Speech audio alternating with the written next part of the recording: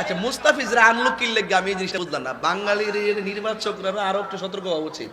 সে একটা ছেলে আইপিএল এ ভালো করছে, এটা তো বাংলাদেশের সুনাম হইতাছে, সারা বিশ্বের সেলিব্রিটিরা এখানে আসছে, এর মধ্যে একটা ছেলে আসছে, এটার সুযোগ দেওয়ার দরকার ছিল না? ও জিম্বাবুয়ের মতো দেশের সাথে খেলবার লাগে, তার আনার দরকার আছে?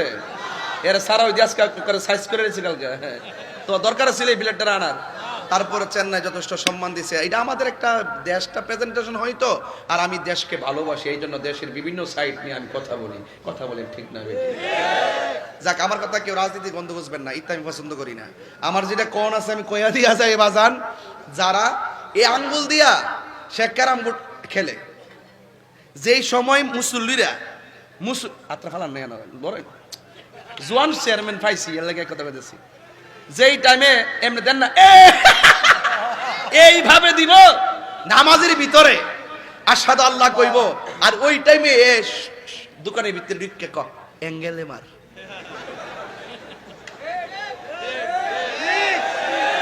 যারা নামাজের টাইমে শাহাদাত আঙ্গুল দিয়া ক্যারাম বোর্ডে মারবা অ্যাঙ্গেলে, এদেরকে কবর ফালায়া মারবো সিঙ্গেলে। কথা কোন ঠিক না বেঠে? আমি কি নাম বলেছি? তাহলে তো ওনার জ্বলার কথা না। আরবিতে সরি ইংলিশে অক্ষর কয়টা? 26টা। ভাওয়েল কয়টা? 5টা। আর বাকিগুলো consonant, A E I O, এই তো। আচ্ছা ঠিক আছে, এন দির ব্যবহার তো আমরা জানি। আসুন একটা কথা শুনে, একটা কথা শুনেন, এটা বলি যে আমি ডাব্লিউ বলেছি, ইংলিশে ডাব্লিউ বলার কি অধিকার আমার নাই? যদি কাহার গায়ে লাগায় যে ডাব্লিউ দিয়ে সে কি বুঝাইছে, আপনারা সমস্যা ওই দিকে আমি একটা বের করেছি। ডাব্লিউ কি বের করেছি? তোর বাইরের মধ্যে কি? W X Y Z W. এখন ডাব্লিউ বলার পরে যদি কাহারো গায়ে আঘাত লাগে, বুঝতে হবে ডাল মে কুচ কালা হে।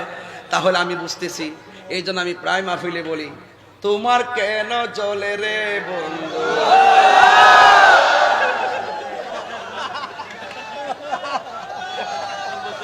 কি কষ্ট? আপনি কষ্ট হচ্ছে বাবা যান? আমি যে একটু আগে চিল্লেছি না, না খাইয়া, এই যে আমি একটা প্যারাশানিতে পড়ে গেছে, এই জন্য একটু জিরাইতেছি আর কি।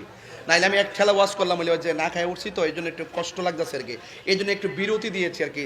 টিফিন আর কি, টিফিন। চা আছে?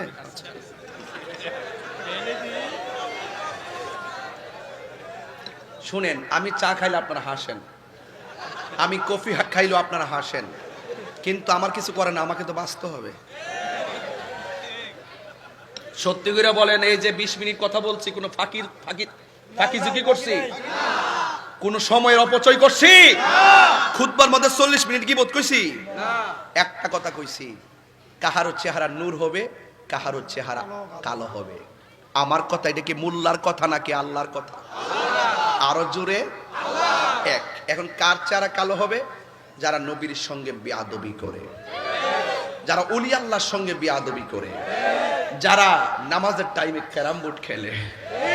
আছে না বাবা, আছে না এরকম?